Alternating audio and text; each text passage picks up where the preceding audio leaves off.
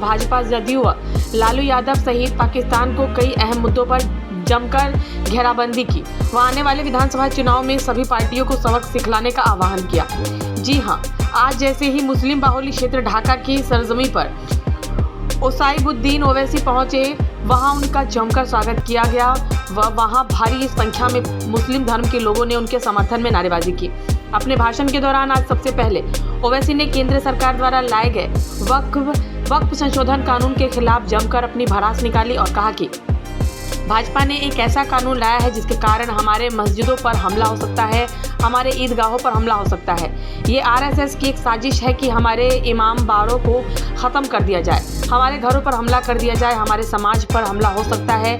आप इस कानून के खिलाफ खड़े हो जाइए क्योंकि ये कानून संविधान के खिलाफ है। नीतीश पासवान, कुशवाहा सहित चिराग पासवान व मांझी से पूछना चाहते हैं कि जब मंदिरों में सिर्फ हिंदू मेंबर बनेंगे तो मुस्लिमों के संगठन में गैर मुस्लिम शामिल हो सकते हैं। तुम लोग वक्फ की ज़मीन को हड़पने के लिए ये साजिश रचे हो। वहीं उन्होंने लालू यादव और नीतीश कुमार पर निशाना साधते हुए कहा कि तुमने मेरे 4 विधायक तोड़े हैं, मैं उसे इस बार 24 बनाऊंगा। दोनों तरफ शैतान है। लालू यादव ने मेरे 4 विधायक को तोड़ा था, वो बिकाऊ थे, 4 गए तो 24 आएंगे। बिहार की ज़मीन पर हमारी पार्टी आबाद रहेगी। उन्होंने कहा कि यहाँ के मुसलमानों का घर मनी ऑर्डर पर चलता है। इस बार के चुनाव में 5 साल के लिए उनकी बत्ती गुल करना है। ओवैसी ने यह भी कहा कि इस देश को फैसला करना है कि क्या वो गोडसे को अपनाएंगे कि बत्तख मियाँ को।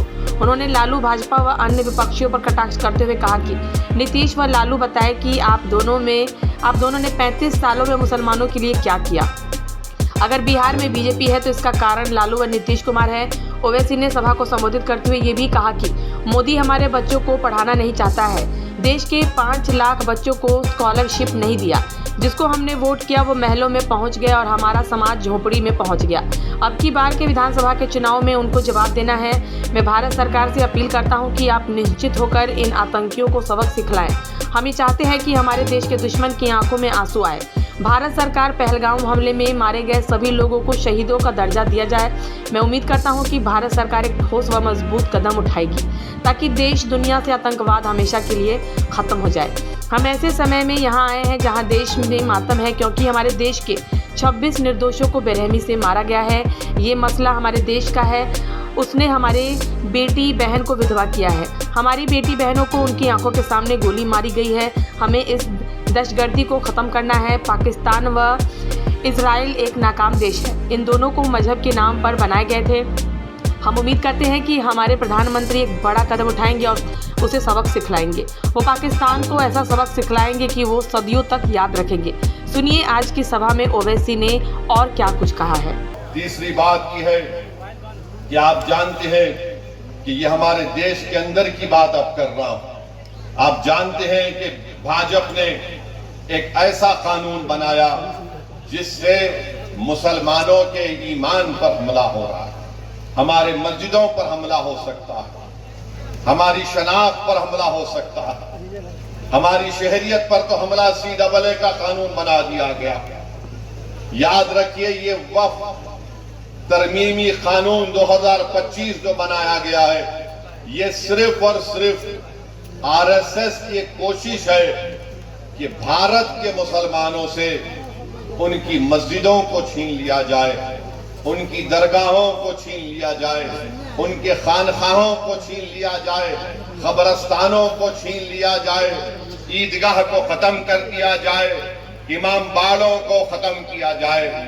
मैं आपसे अपील कर रहा हूं कि आप इस काले कानून के खिलाफ मुत्तहिदा तौर पर खड़े हो जाइए और एक आवाज में हम सबको ये पैगाम देना है कि भारत के संविधान को बचाना है और वक्फ के कानून को वापस लेना है। मोदी, ये हमारा ऐलान होना चाहिए क्योंकि ये कानून बाबा साहेब अम्बेडकर के बनाए हुए संविधान के फंडामेंटल राइट्स के खिलाफ बनाया गया है। मुझे अफसोस है इस बात का कि नीतीश कुमार, चिराग पासवान, कुशवाहा साहब, चंद्राबाबू नायडू, जयंत चौधरी, कुमारा स्वामी ने इस कानून की, इस काले कानून की तायीद की। हम पूछना चाहते हैं नीतीश कुमार से, चिराग पासवान से, कुशवाहा साहब से, मांझी साहब से, क्या बिहार प्रदेश में हमारे हिंदू भाइयों की मंदिरों का कानून नहीं है 1950 का, जो ये कहता है कि मंदिरों में वही लोग मेंबर बन सकते हैं जो हिंदू धर्म से उनका ताल्लुक है। जब आपके लिए कोई बात अच्छी है तो फिर मुसलमान धर्म के वक्फ बोर्ड में आप कैसे किसी गैर मुस्लिम को मेंबर बनाएंगे? जब आप कानून बना दिए कि कोई हिंदू से सिर्फ हिंदू ही मेंबर बनेगा, तो फिर मुस्लिम वक्फ बोर्ड में आप कैसा कानून बनाए कि गैर मुस्लिम यहां पर मेंबर बनेगा? बनाने की वजह क्या है उनको बताओ आप, मगर वजह नहीं बताते हैं। अरे अगर बोध गया में सिर्फ हिंदू और बौद्ध उसके मेंबर बन सकते हैं, तो फिर बिहार के वक्फ बोर्ड में कैसे कोई गैर मुस्लिम मेंबर बन सकता है? बताओ हमको, समझाओ हमको। तुम समझा नहीं सकते, तुम्हारे पास कोई दलील नहीं है। तुम सिर्फ मुसलमानों से नफरत की बुनियाद पर एक काला कानून बनाए हो। तुम वक्फ की जायदादों को लूटने के लिए इस तरह का कानून बनाए हो। और भाजपा के लोग अपना एक पैम्फलेट निकाले हैं, एक 4 पेज का और एक 15 पेज का है। मैंने उसको पढ़ा, उसमें लिखते हैं कि मुसलमानों में 30% लोग गरीब हैं। और भारत के प्रधानमंत्री अपने भाषण में कहते हैं कि अब्दुल कब तक पंक्चर बनाएगा। सुनो प्रधानमंत्री, 11 साल से आप प्रधानमंत्री हैं, कितने मॉब लिंचिंग के वाकयात हुए, कितने अखलाक और कितने पीलू खान को मारा गया, कितने दंगे हुए। एक बिहार का गरीब आदमी पूना को जाकर एक पंक्चर की दुकान लगाता है, तो इंडिया पाकिस्तान का क्रिकेट मैच हुआ, किसी ने इल्जाम लगा दिया उस बिहार के निवासी के ऊपर जो महाराष्ट्र बिहार छोड़कर महाराष्ट्र गया, कि इसके बेटे ने जिंदाबाद का नारा पड़ोसी मुल्क के ऊपर लगाया। 24 घंटे के अंदर उसके छोटे से उस पंक्चर की दुकान को बुलडोजर से तोड़ दिया। किसने देखा उसको नारा लगाते हैं? और भारत के प्रधानमंत्री कहते हैं कि अब्दुल कब तक पंक्चर बनाएगा। भारत के प्रधानमंत्री, क्या यह जुल्म नहीं है कि एक बिहार का आदमी गरीब यहां से गुर्बत से बचने के लिए पूना गया, तो आपकी भाजपा की सरकार महाराष्ट्र में झूठा इल्जाम लगाकर उसकी दुकान को तोड़ दिया। वो सुप्रीम कोर्ट में अपना केस डाला है। सुप्रीम कोर्ट ने कहा कि किसी के घर को नहीं तोड़ा जा सकता, 15 दिन का टाइम देना चाहिए उन लोगों को। मगर अब्दुल की पंक्चर की दुकान को बीजेपी की सरकार ने तोड़ दिया। और प्रधानमंत्री बोलते हैं अब्दुल कब तक पंक्चर बनाएगा। प्रधानमंत्री, अगर आप ये चाहते हैं कि भारत की सबसे बड़ी अक़लियत को इंसाफ मिले, तो आप अपने दिल में उनके ताल्लुक से हमदर्दी पैदा करो, मोहब्बत पैदा करो, नफरत को खत्म करो। देखो ये देश विकसित भारत बन जाएगा। आप 18 करोड़ मुसलमानों के ताल्लुक से अगर नफरत करेंगे, उन पर शक करेंगे, तो फिर देश विकसित भारत कैसे बनेगा। और फिर हम प्रधानमंत्री को पैगाम देना चाहते हैं कि आपने जो कानून बनाया, नरेंद्र मोदी की सरकार ने, नीतीश कुमार ने, चिराग पासवान ने, मांझी साहब ने, कुशवाहा साहब ने ये कानून बनाकर सिर्फ एक आदमी को फायदा हुआ, बहुत ज्यादा उसको फायदा हुआ। क्या फायदा हुआ? वो देश का सबसे दौलतमंद आदमी है, जिसने एक मुस्लिम वक्फ की जायदाद के ऊपर जो यतीम खाने को उसने गैर कानूनी तौर से खरीद लिया, और उसके ऊपर उसने गरीब लोग बोलते, मीडिया बोलते कि 1000 करोड़ का अपना घर बनाया। तो सुनो प्रधानमंत्री, अब्दुल सुबह अपने घर से जरूर निकलता है, मगर अब्दुल जब अपने घर से निकलता है वो अल्लाह की जात पर तवक्कल करता है। अब्दुल अपना घर प्रधानमंत्री किसी यतीम खाने पर नहीं बनाया है, अब्दुल अपना 20 फीट का घर अपनी जाती जमीन पर बनाया है। ये अब्दुल में और उसमें फर्क है। प्रधानमंत्री बाहर से बाहर जाना पड़ता, नौकरी के लिए बिहार से बाहर जाना पड़ता। मुझे माफ कर दीजिए अगर मैं जो अब कहने वाला हूं, आपका हाल ऐसा है कि सिर्फ मनी ऑर्डर पर आपका घर चलता। मनी ऑर्डर पर हमारा घर चलता है बिहार में। ये 20 साल और ये 15 साल राजनीति करने वालों ने हाल हमारा कर दिया है।